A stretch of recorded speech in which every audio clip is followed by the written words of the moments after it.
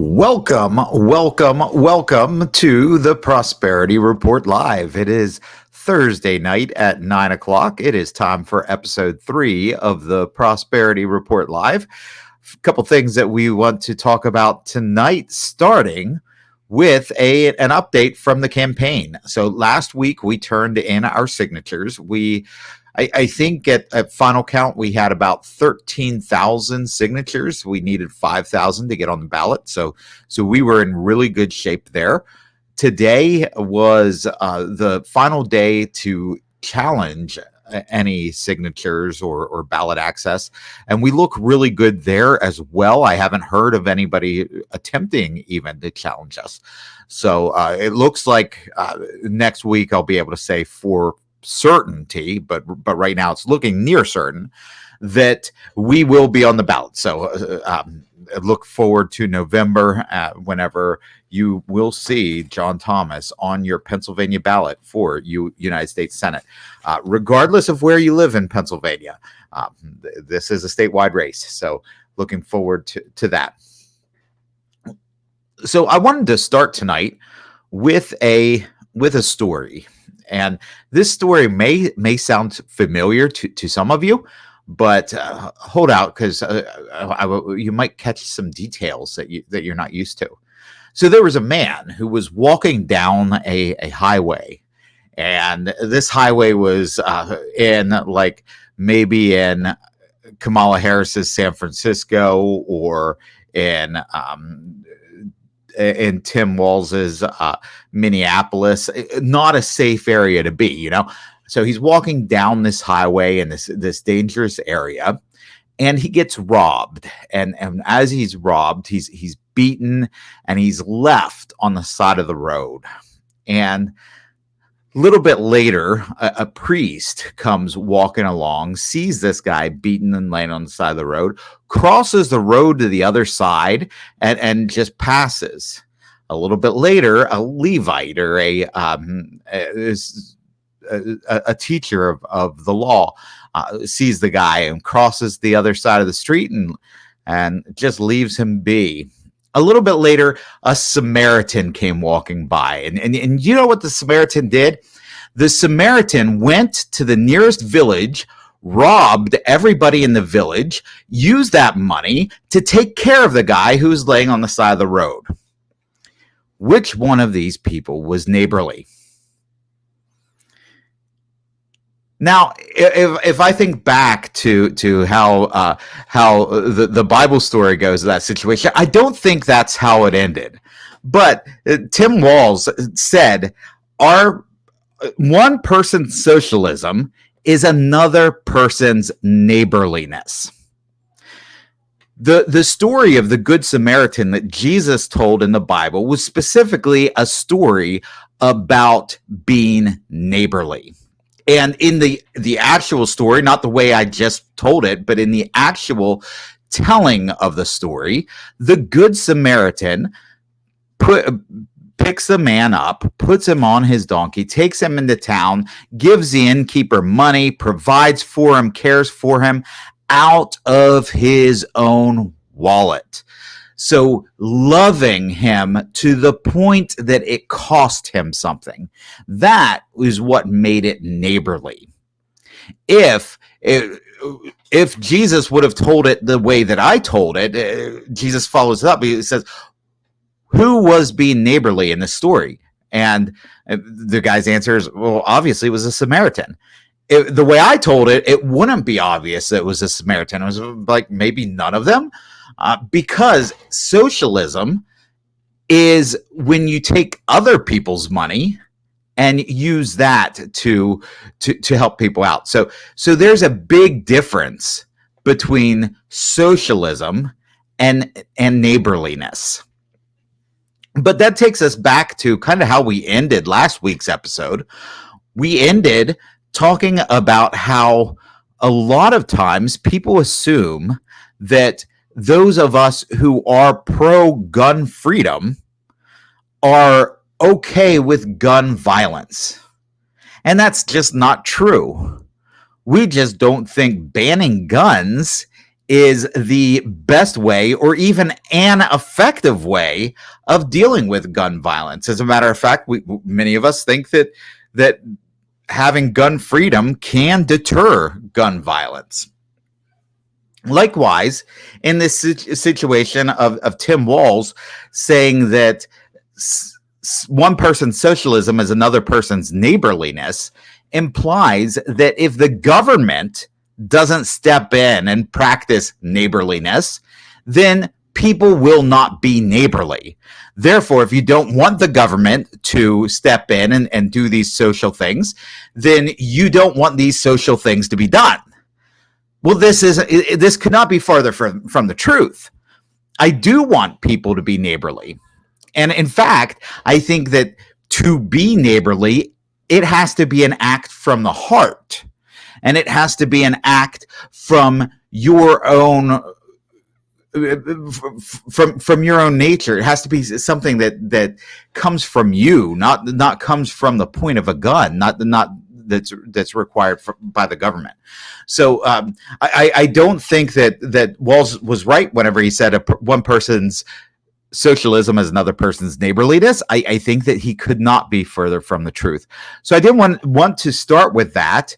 But whenever I talk about socialism has to come from the point of a gun and is initiated with violence through taxation, a lot of people think, well, I don't know. I don't see my tax rates going up, even though I do see government spending going up. Well, there are many ways the government can tax you and does tax you, and some of them do not involve direct increases to your tax rate. The most prevalent, of course, being the inflation tax.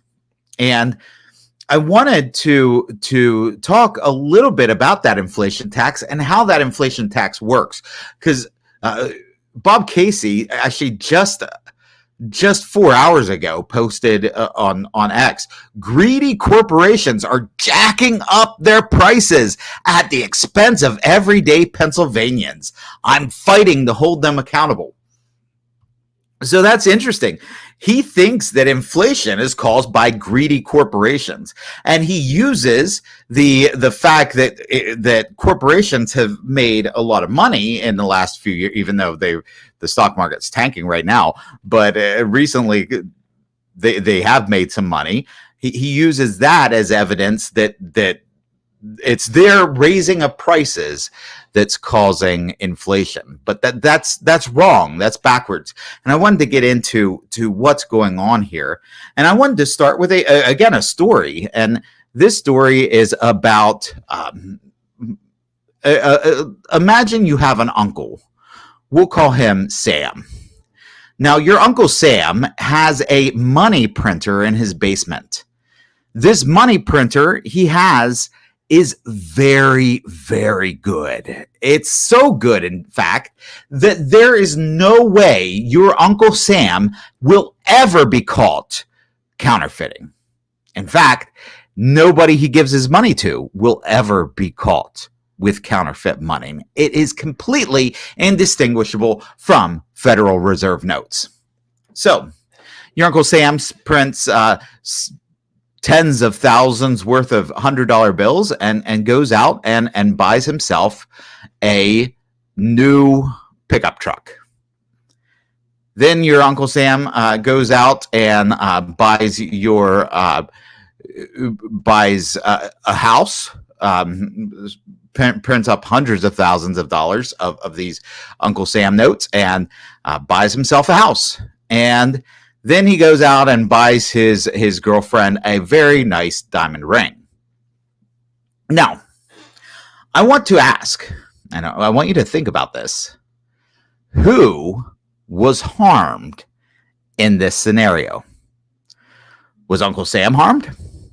No, he has a new house, a new truck, and his girlfriend has a nice ring on her finger. How about the truck dealer? Was he harmed? No, he just made a good commission on selling a new truck. How about the realtor or the person who sold the home? Again, made a nice commission. How about the jeweler? Again, this person made money off of this. So it sounds like Uncle Sam is doing a real solid for everyone, right? He goes out, the truck dealers making more money, the jewelers making more money, the realtors making more money. All these people are making more money. Sounds like a great situation. Well, no, because Uncle Sam now has, without contributing anything to the economy, has taken a house off the market, a truck off the market, and a diamond ring off the market. So now there is one less truck available for purchase in Uncle Sam's community. There's one less diamond ring available for purchase in Uncle Sam's community. There's one less home available for purchase in Uncle Sam's community. Uncle Sam has just driven up the price ever so slightly on all of those items. So those people in these industries are not harmed. They actually are better off because of this newly printed money. The people who are harmed are the people who want to consume those products down the road. So this is where we get the idea of the Cantillon Effect in economics, which says whenever there is inflation, the people who have access to the money first do better than the people who get the money down the line. So the truck dealer, he's better off, the jeweler's better off, the realtor's better off, and they go out and they spend that money, and then the next layer, they're a little bit better off. The people down below that, they're probably not better off because they've been dealing with higher prices for a while now. The people below that, they're probably worse off, and the people below that are way worse off. So inflation is what we call a regressive tax because it hurts the poor people more than it hurts anybody else. Because the poorer you are, the lower you are on that. A lot of people on the left talk about trickle down economics. Well, inflation really is this idea of trickle down. I'm going to print more money, put it into the economy through my banking buddies often, and then it's going to trickle its way down.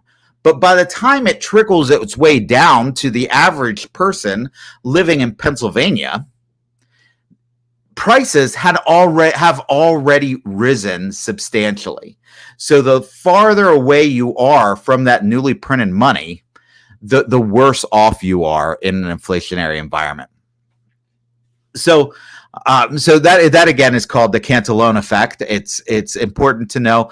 A lot of times, whenever you're taught inflation in schools, they'll say something like, "Imagine they just add a zero to every bill that's in your billfold."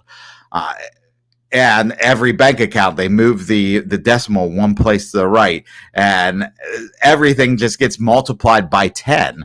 What happens to everything? And everyone's like, well, prices go up tenfold. And it happens, and in this thought experiment, it happens immediately. But that's not how new money enters the economy. The new money enters the economy through the cronies of the government first. And then it gets dispersed gradually through the rest of the economy after prices go up. So we're seeing we see that with inflation the last few years, where those who are not quite at the top are suffering quite a bit. And lately they've been talking about inflation coming down, but I did want to touch on that as well. I want to imagine a 4-year period. Let's say in year 1, eggs were $1. In year 2, they're $2. In year 3, they're $3. In year 4, they're $4. Now, they say don't give numbers a lot on podcasts because people are driving, people are doing other things. It's hard to keep track of numbers. But I'll go through them again. These are pretty easy. Year 1, eggs are $1. Year 2, they're $2. Year 3, they're $3. Year 4, they're $4. Now, if you picture that in your head, you're thinking, oh, the prices are going up at a very steady rate. However, if you're the people reporting on inflation rates, what you're going to say is from year 1 to year 2, egg prices went from $1 to $2. That's a 100% increase. They went up by $1 and they were $1 beforehand, so that's 100%. The next year, they went from $2 to $3. That's a 50% increase. They went up from $2. They went up by $1, but they went up from $2. $1 is 50% of $2. And then the next year, they went from $3 to $4. That's a 33% increase. So even though year 1, it's $1, year 2, $2, year 3, $3, year 4, $4, it sounds like it's going up steady. They'll report that the inflation rate has been dropping. Year 1, the first year, 100%, and then 50, then 33%. But you go to the grocery stores and you're like, it doesn't seem like it's dropping. It seems like I'm still getting raked over the coals here. And the reason it feels that way is because you are. You absolutely are. Those prices are still higher than what they would have been without the inflation. They're going up sometimes just as much as before, but now the base is higher, so they're reporting that the inflation rate is lower. So unfortunately, a report of a lower inflation rate isn't feeding your family. In order to get this inflation under control, we need to cut it off at the source, and that is the money printing that's happening in Washington. Now, back to Bob Casey's tweet about this is because of the greedy corporations. 20 years ago, a flat screen television would have ran about $6,000. Now you can get a flat screen TV for like $200. The reason it dropped in price is because corporations are making more money by selling it at a lower price. It's not because they became generous. It's because sometimes the profit maximizing price is a lower price. Sometimes the profit maximizing price is a higher price.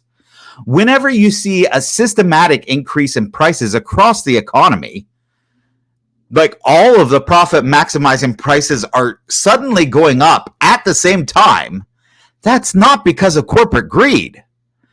Corporations are always seeking the highest profit. The only reason they're all going up at the same time is because of the government greed. It's because the government, they're printing money to give it to their cronies. So we need to stop the government money printers, and then we'll finally be able to budget again. Once we can budget, then we can prosper. We know from as far back as Proverbs, like people who plan for the future, people who budget are more likely to be successful and prosperous than those who do not. But it's impossible to budget in an inflationary environment. If I don't know what my food's going to cost next month, I can't make a budget for next month. So we need to get the money printing under control so that families in Pennsylvania can budget again. And then once families in Pennsylvania can budget again, then we can return prosperity back to Pennsylvania. And so I did want to touch base on the inflation issue tonight, on Tim Walls's one person's socialism is another person's neighborliness, ridiculousness. That is it. I'm going to cut it a little bit short for tonight's episode, but thanks for tuning in, and have a wonderful Thursday, and we'll see you next week, Thursday at 9 o'clock next week for Prosperity Report Live. Have a good one.